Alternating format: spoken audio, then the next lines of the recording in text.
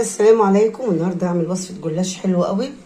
لا هتحتاج لا سمنه ولا فرن ولا اي حاجه، سهله واقتصاديه ومش هتاخد وقت وبحشوه بسيطه. ادخلوا الفيديو شوفوا الجلاش الجميل ده اتعمل ازاي. متنسوش بقى لو عجبكم دوسوا لايك واشتركوا في القناه وفعلوا الجرس عشان يوصلك كل جديد. يلا ادخلوا على الفيديو بقى وشوفوا الجمال والعسل ده اتعمل ازاي. السلام عليكم ورحمه الله وبركاته. ازيكم عاملين ايه؟ معاكم هدى من قناه انت مالكه في المطبخ. ان شاء الله اعمل معاكم وصفه جلاش حلوه قوي. لو ما انت ما عندكيش سمنه او الفرن بتاعك بايظ، انا هعرفك طريقه حلوه قوي للجلاش هتعجبك وهتعجب ولادك. بيبقى مقرمش كده من بره وطري من جوه وبحشوه بسيطه. بس لو اول مره تشوفوا القناه دوسوا لايك واشتركي فيها وفعلي الجرس عشان يوصلك كل جديد. وقبل ما نبدا بالفيديو هنسمي الله بسم الله الرحمن الرحيم ونصلي على الرسول صلى الله عليه وسلم صلاه تنحل بها العقد وتنفك بها الكرب. اول حاجه هنقول بسم الله.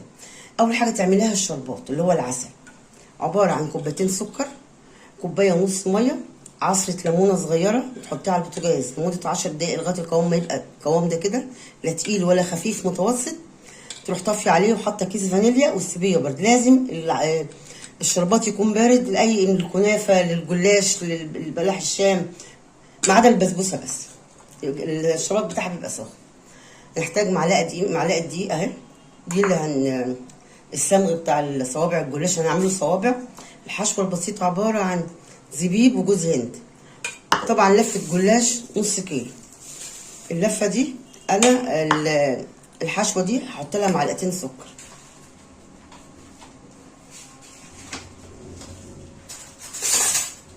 معلقتين كبار سكر عشان لما نعمله تبقى السكر يتكرمل ويخلي الحشوه تمسك في بعضها. معلقتين سكر كبار اهو. احط 3 معلقتين او 3، انا حطيت 3. واقلبها كويس بقى. تقدري تعمليه تحطي زاني كمان، تقدري تعمليه من غير حشوه مش هقول لا برضو، يعني ما تصعبيش عليك الامور يعني. قلب كويس كده. تقدري تضيفي كمان سوداني على الحشوه دي.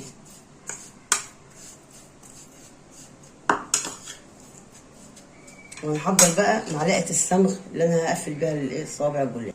جبت شويه ميه اهم صغيرين هحطهم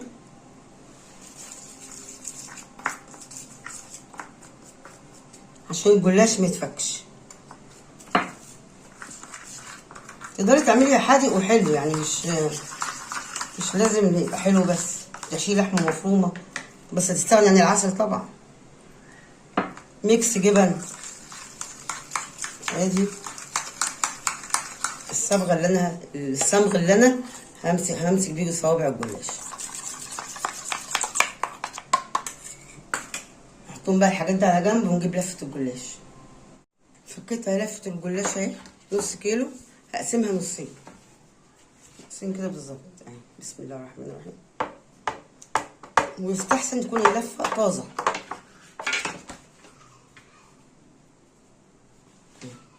اللفه دي هحطها في الكيس علشان ما تنشفش اهي كده. خليها في الكيس زي ما هي.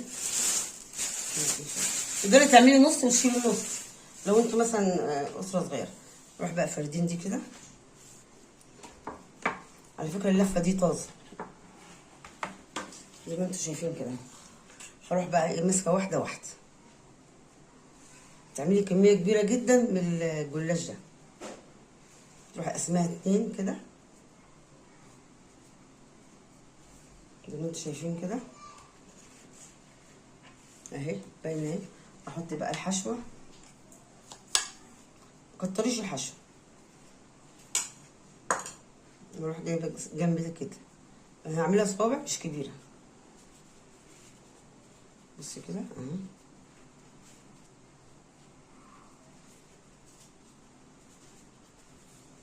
اروح جايبه بقى الصمغ ده كده اهي مقفله بيه صباع الجلاش. وهحطه كده في صينيه. اعمل كمان واحد اهي كده. يعني اللفه دي هتعمل لكم كميه كبيره جدا. لو انت بقى عامله حفله عيد ميلاد عايزين تعملوا لكم اعملوا نصها بس زي ما انت عايزه.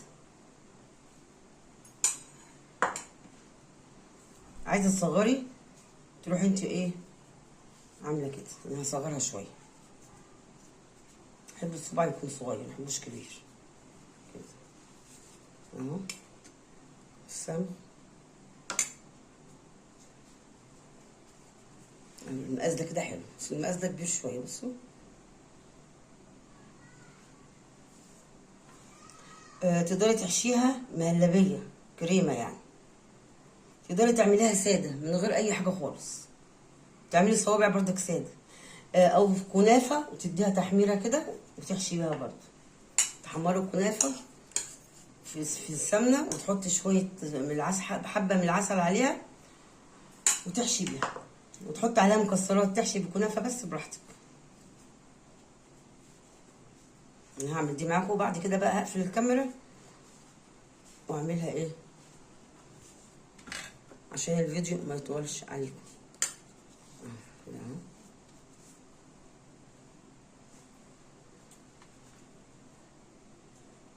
خلاص خلصت اللفه كلها اهي. انا بقى هقليه في الزيت، ولا سمنه ولا صينيه ولا فرن ولا اي حاجه. هجيب طاسه احط فيها زيت واحط زيت بوتاجاز ونشوف هنعمل ايه. حطيت الزيت على الطاسه على البوتاجاز اهو. نجرب كده بسم الله. ربنا يسلمك. بنحط على القفله بتاعه الجلاش عشان ما تفكش. خلي بالك الجلاش بيحمر بسرعه. بسم الله الرحمن الرحيم. اللهم صل على النبي.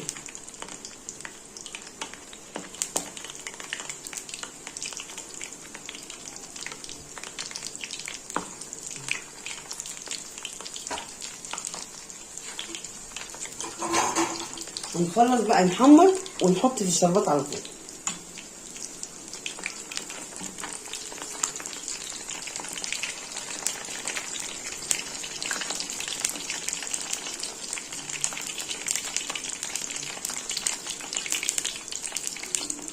نقلب كده بسم الله الرحمن الرحيم.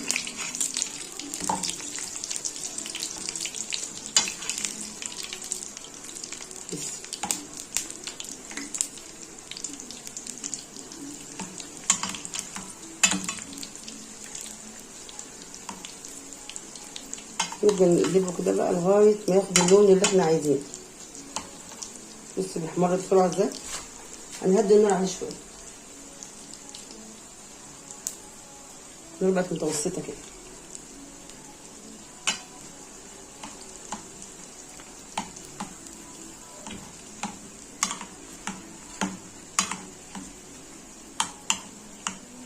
تقدري تعمليه مثلثات، يعني مثلثات زي السمبوسة كده وتحمريه برضه. بصوا اللون.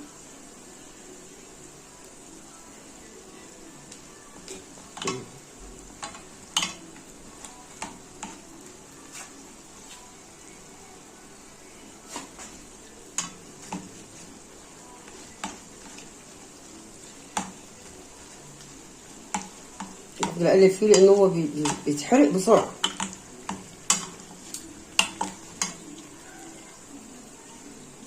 بصوا اللون ده حلو. طلعه بقى في الشربات، وده برضو حلو.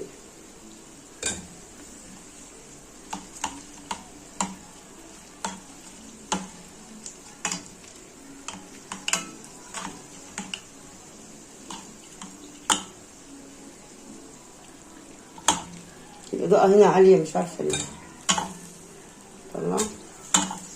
بطلع الشربات على طول اهو. بصوا بطلع الشربات.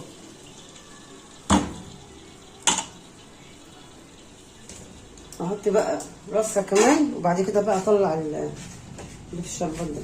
بسم الله الرحمن الرحيم.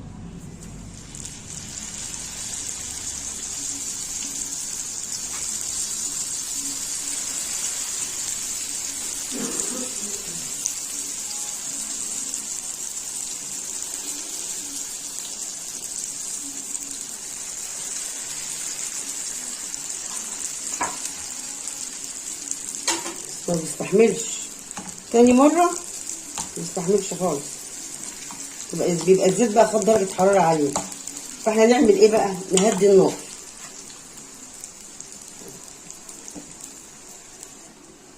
هديت عليه النار يتحمر بقى ايه عشان ما ياخدش لون ويبقى جوه ني.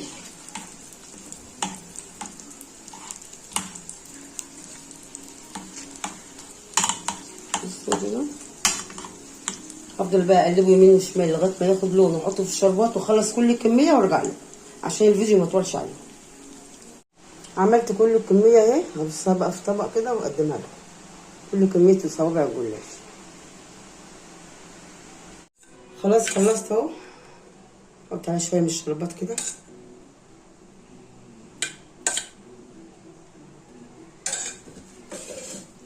اديها كمان رشه جوز هند، ممكن تستغني عنها.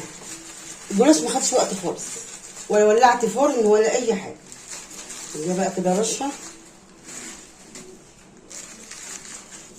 رشه بسيطه كده.